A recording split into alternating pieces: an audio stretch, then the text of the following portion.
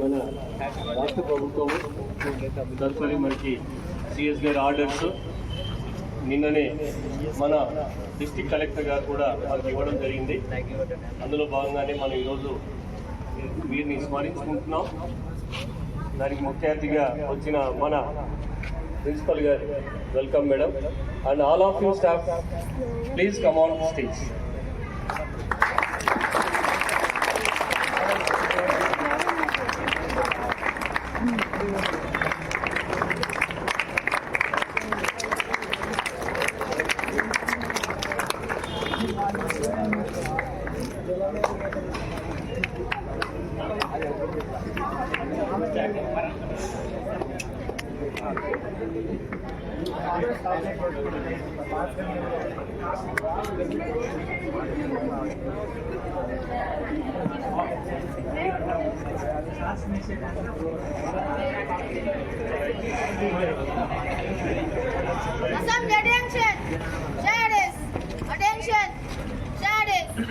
Attention, Kadana.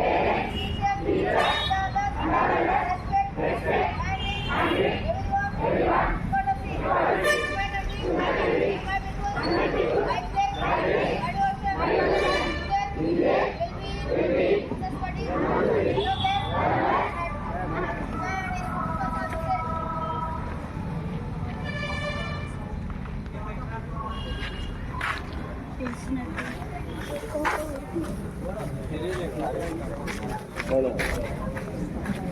కాలేజీలో జరుగుతున్న ఈ కార్యక్రమానికి మొదట మనం పూలమాలాంకితం చేసిన తర్వాతనే మిగతాది చిన్న చిన్న స్పీచెస్ ఉంటాయి, వినండి.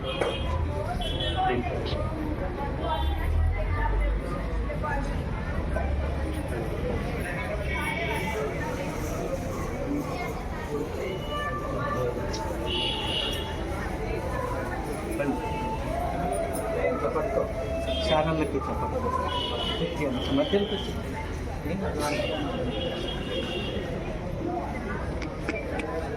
పులి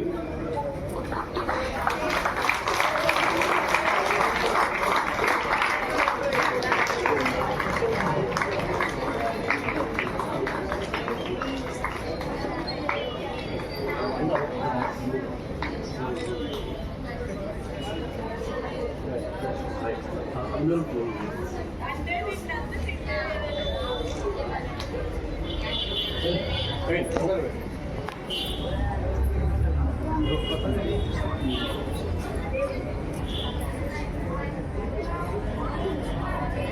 అందరు వస్తున్నారు.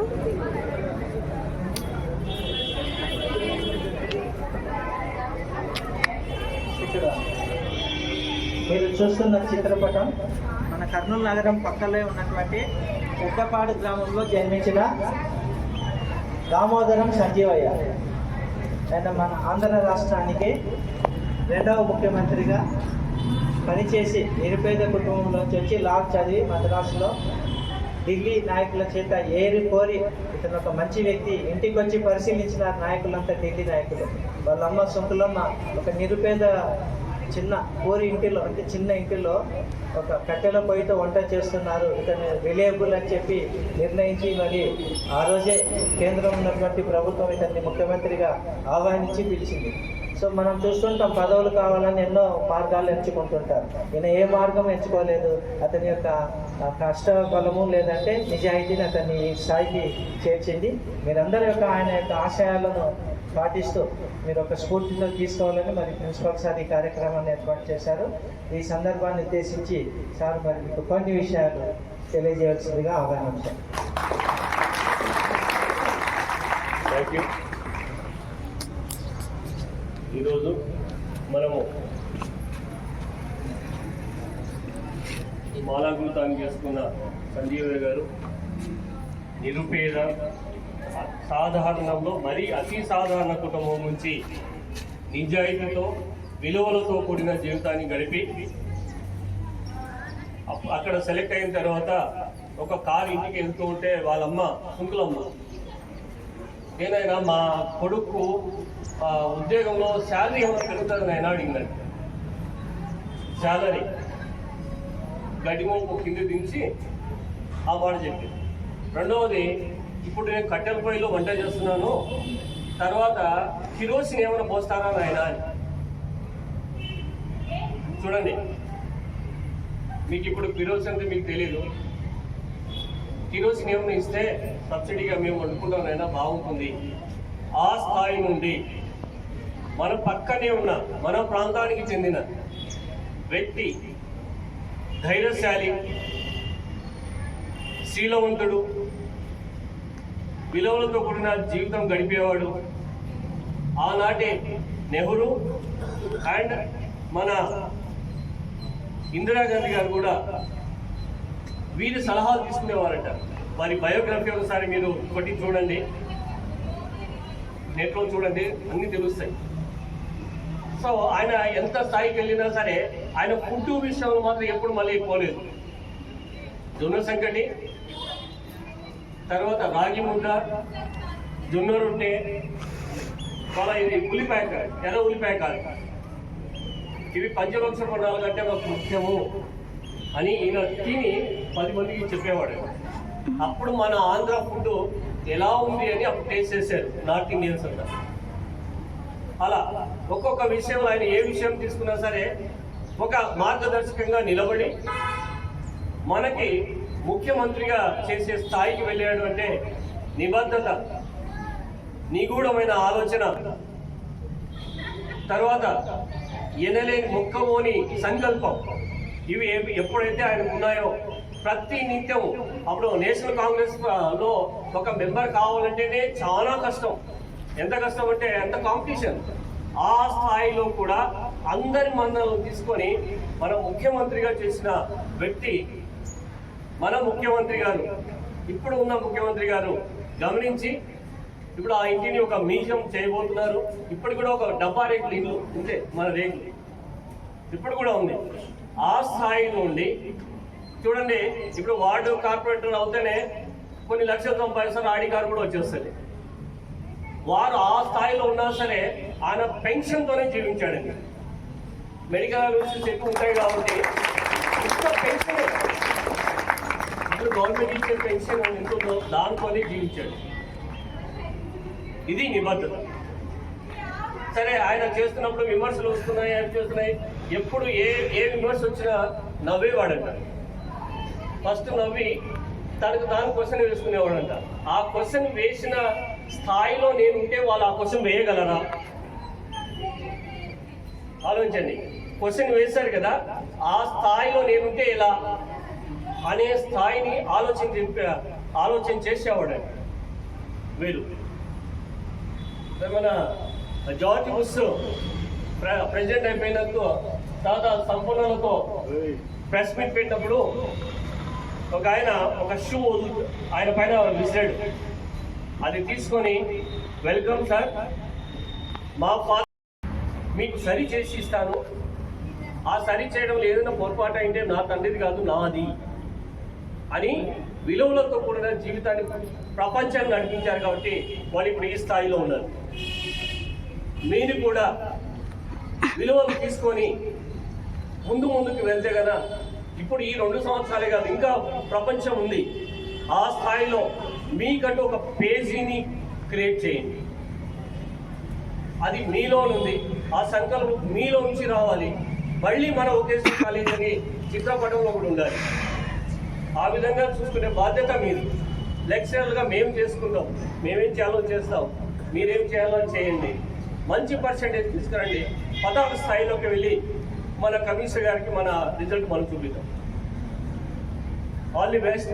అండ్ ముందు కూడా 27వ తారీఖు వరకు మాత్రమే హాల్ టికెట్లు ఇస్తాం. ముందు ఎవరు ఇవ్వరు. అంతవరకు కాలేజీకి రండి. 27వ తారీఖు అంతా డిస్కస్ చేద్దాం. అంతవరకు ఇది జరుగుతుంది, ప్రేయర్ జరుగుతుంది, యాజ్ యూజువల్ ఎగ్జామ్స్ క్లాసెస్ మామూలు అయింది. ఓకేనా? Have a nice day. తర్వాత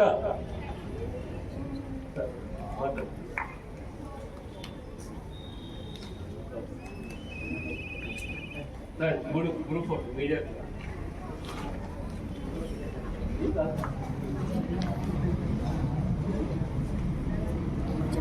కొంతమంది ఈరోజు మిమ్మల్ని ఉగ్ర మార్గంలోకి తీసుకెళ్తారు. ఎవరు చేశారు? ఈ ఫిబ్రవరి 14 అనేది ఒక వర్స్ట్ డేగా కొంతమంది అంటుంటారు. ముఖ్యంగా ఒక గాలిపటం ఆకాశంలో ఎగురుతుందంటే దారం దృఢంగా ఉండాలి. సో దారం దృఢంగా లేకపోతే తీగది ముళ్ళ కంపల్లోనో లేదంటే పేడ మొక్కల పైన పడుతుంది. కాబట్టి అబ్బాయిలైనా అమ్మాయిలైనా దృఢమైన ఆలోచనలు ఉంటే మీరు ఒక గాలిపటం ఎట్లయితే ఉన్నత శిఖరాలకు ఎదుగుతుందో మీరు కూడా ఉన్నత స్థాయికి ఎదుగుతారు ఖచ్చితంగా. కాబట్టి అమ్మాయిలు ముఖ్యంగా దృఢంగా ఉండండి. ఒక వేస్ట్ లైన్లు మీ చుట్టూ ఏదేదో ఒక మీ దృఢ సంకల్పాన్ని బలహీనపరచడానికి ప్రయత్నం చేస్తుంటారు. అదొకటి గమనించండి. మంచి భవిష్యత్తుకు ముందు అడుగులు వేయండి.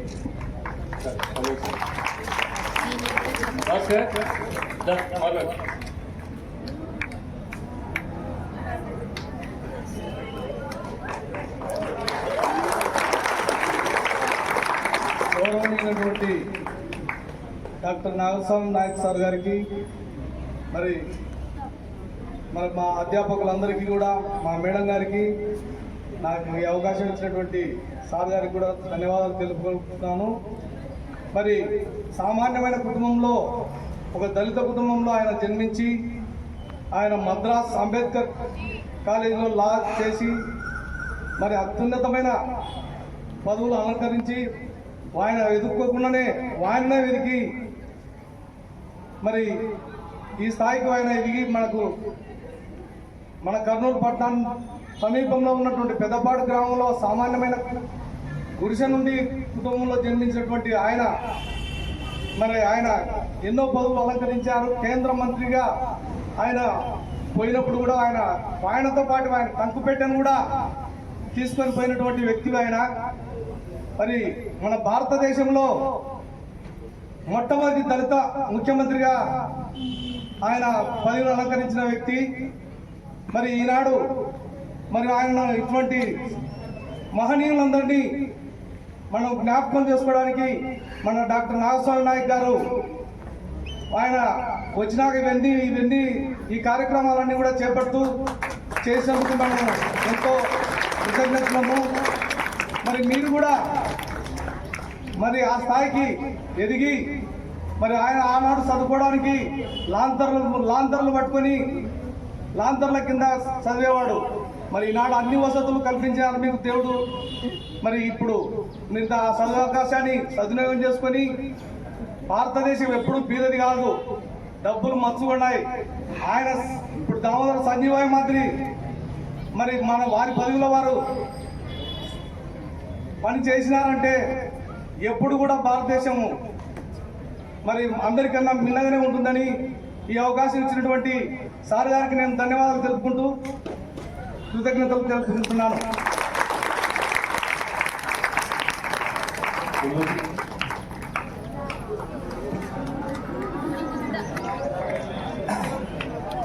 వేదిక మీద ఉన్నటువంటి ప్రిన్సిపల్ సార్ అయిన డాక్టర్ నాగస్వామి నాయక్ గారికి, లెక్చరర్స్ బృందానికి, ఇక్కడ విచ్చేసిన విద్యార్థినికి నమస్సుమాంజలి. దామోదరం సంజీవయ్య మొదటి దళిత ముఖ్యమంత్రి అంటే ఒక ఉన్నతమైనటువంటి ఆశయం కలిగి ఉన్నప్పుడు, మనము ఉన్నతంగా ఎదగాలనేటువంటి కోరిక మనలో దృఢంగా ఉన్నప్పుడు మనకి ఈ పేదరికం కానీ, మనకు సమస్యలు కానీ ఏవి మన దరిచేరు. అంటే ఇక్కడ కాన్సెప్ట్ ఏమి అంటే, నువ్వు అనుకున్న గమ్యాన్ని చేరుకోవాలనేటువంటిది మొదటి కాన్సెప్ట్. మరి దానికి ఒక ప్రీ ప్లాన్ ఉండాలి. ప్రీ ప్లాన్ అంటే ఏమి చేయాలి, ఏమి చేయకూడదు, ఏమి చేస్తే మన గమ్యానికి మనం రీచ్ అవుతాం అనేటువంటి దృఢ సంకల్పంతో ముందుకు వెళ్ళాలి. ఇలా ఒక కర్నూలు గ్రామంలో, అంటే కర్నూలులో కల్లూరు మండలం పెద్దపాడు గ్రామంలో ఉన్నటువంటి ఒక సాదాసీదమైనటువంటి వ్యక్తి మన రాష్ట్రానికి మొదటి ముఖ్యమంత్రి, దళితుల్లో మొదటి ముఖ్యమంత్రి. అంటే ఏమి, ఒక చిన్న స్థాయి నుంచి అత్యున్నత స్థాయికి వెళ్ళినటువంటి వ్యక్తి గురించి మనం స్మరించుకోవడం నిజంగా మనం చేసుకున్నటువంటి అదృష్టం. మరి ఈరోజు ఫిబ్రవరి 14 అంటే నాకు ఒక కథ గుర్తుకొస్తా ఉంది.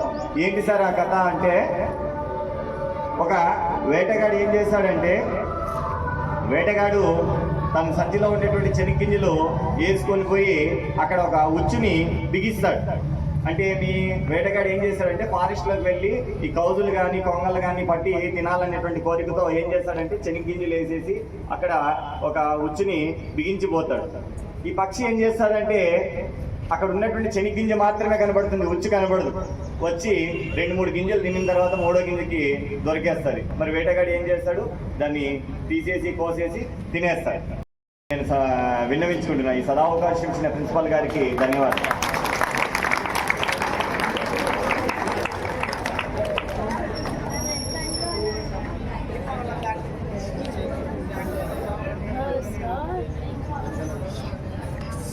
Attention! Just start the meeting.